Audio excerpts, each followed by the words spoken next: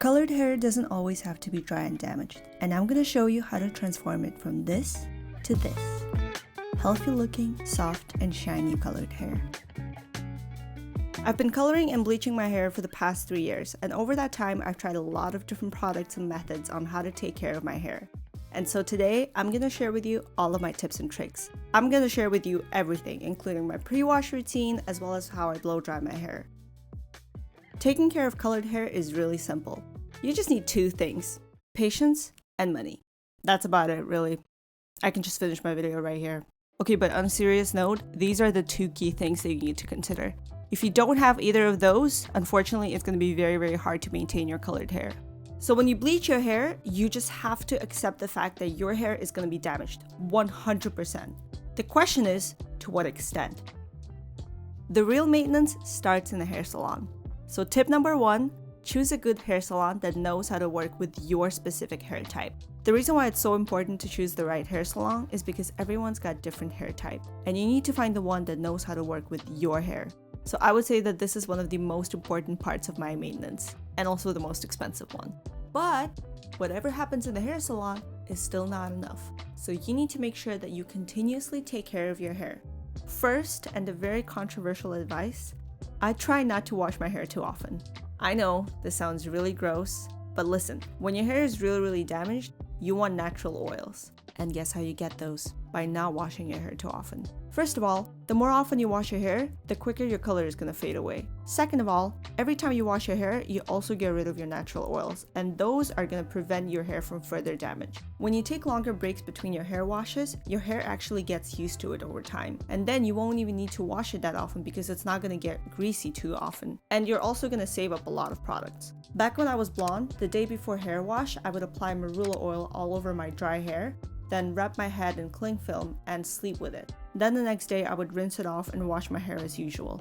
It's a great way to add a bit more oil to your hair, but honestly the whole process is a little bit messy, and so I stopped doing that. Here's what I do on my hair wash day. The first thing I do is I brush my hair. This will prevent it from further tangling while I shower. Then I dampen my hair and apply Olaplex all over my hair, including roots and lengths. I'm sure a lot of you guys have heard of Olaplex and how it magically repairs your hair. And it's true. So if you've ever bleached your hair, I think Olaplex is a great product to prevent further damage. If your hair is a little bit dry and you have split ends here and there, I wouldn't really recommend Olaplex. Considering how expensive it is, I don't think it's necessary for those cases. But in more severe cases, such as bleaching your hair, I think Olaplex is definitely a must. Then I leave it on for at least 20 minutes, but usually I leave it on for about an hour. The more damaged your hair is, the more often you should use Olaplex. After that, I rinse it off and wash my hair.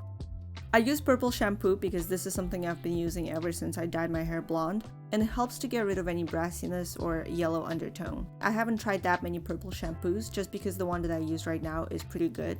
It's really strong and it really gets rid of all the yellow undertones. It smells nice and it's pretty reasonably priced. I tried another purple shampoo once, but it didn't get rid of yellow undertones as well as my regular shampoo does. One thing about bleached hair is that it doesn't foam up that well, so usually I end up washing my hair 2 times in one go.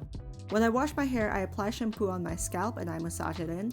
Your hair is just going to be washed when you rinse off all of your shampoo from your scalp. I like to really go in my scalp and massage the hell out of it. One very important thing, if you use purple shampoo, you have to use gloves. The first time I ever used purple shampoo, I didn't wear any gloves and my fingers ended up being purple for the next 3 to 4 days, and I was very embarrassed. After the first wash, I rinse my hair and then I apply a little bit more shampoo and massage my scalp all over again. As you can see, this time my hair foams up a lot. Over time, your hair is going to pick up a lot of stuff like dead skin and dirt and dust, so you want to make sure that your hair is really clean. So really massage your scalp and then wash it off. After that, I applied this hair mask. This is the hair mask that was recommended by my hairstylist. It's really good, it's very strong, and it really preserves my hair color. The longer you leave it on, the more intense your color will be. Ideally, you want to apply a color mask in front of a mirror so you know where exactly you put it. Because it happened to me in the past where I wasn't really consistent, and so I applied a bit more color mask in certain places and I ended up with random splotches of purple. I try not to leave color mask on my hair for too long, otherwise the color will be just too intense and you're at a higher risk of making your hair look kind of inconsistent. I apply it on top and then go over my lengths and then leave it on for a few minutes. Try not to get color mask on your skin because it will color it as well. You can definitely wash color mask off your skin, it's just that it's going to take a bit of time. To make my hair smoother, I also apply hair mask. I apply it over my entire hair and I'll leave it on for a few minutes and then I rinse it off.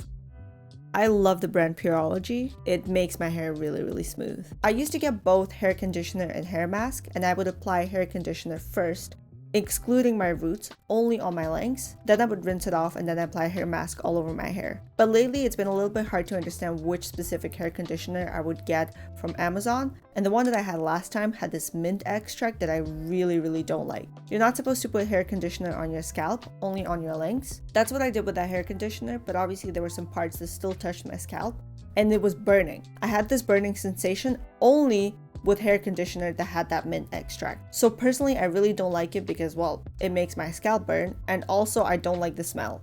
After that, I dry my hair with a soft towel specifically made for hair. It's a different towel, it's not the one that you use for your body, and trust me, it makes a difference. When your hair is wet, that's when it's the weakest and is most prone to damage. So gently blot your hair with a towel. Do not aggressively rub your hair, because that can cause further frizz and damage. After that, I spray the serum all over my damp hair. This serum is to prevent further damage of your hair and also to protect it from heat. And final step, which is really important, blow drying. There's a very common myth that blow drying is not healthy for your hair. Now, it is true that heat is not good for your hair, but remember what I said earlier? Your hair is at its weakest when it's wet. When hair is wet, it absorbs water and swells, causing hair shaft to become more porous and susceptible to damage from brushing, from stretching, or even just from the weight of the hair itself. This makes wet hair more prone to breakage, split ends, and frizz. This is why it's so important to blow dry your hair, but also to blow dry your hair properly. You don't want to apply too much heat because heat is also not so good for your hair. When I asked my hairstylist for advice on how to take care of colored hair, the first thing he said was to blow dry your hair.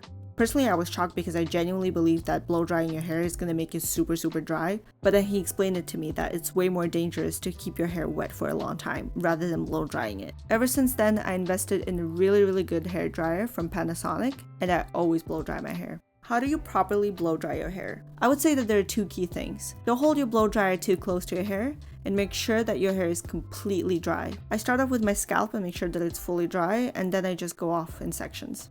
And now, time for slow-mo hair commercial.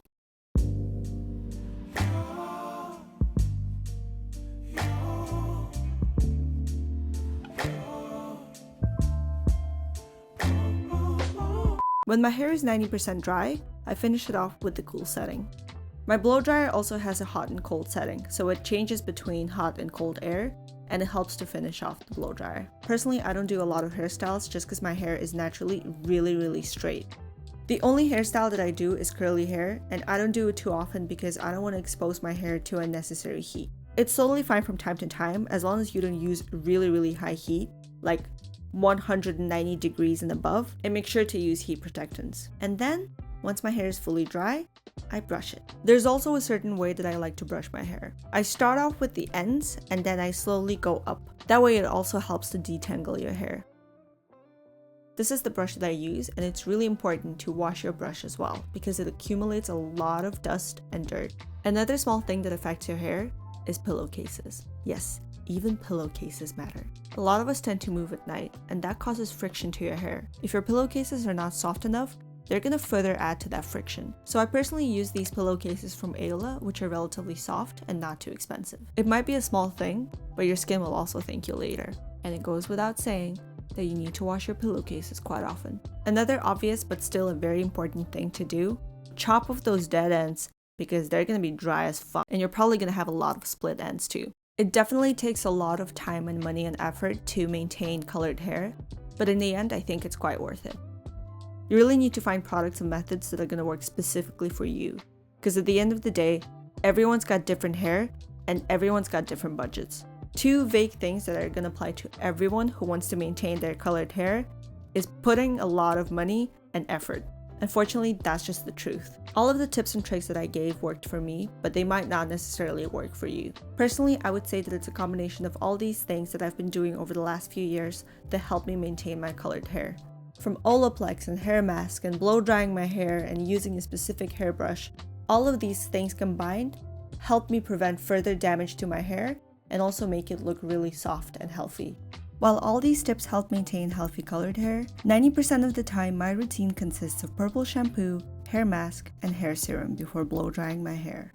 I don't use Olaplex all the time because it's really expensive.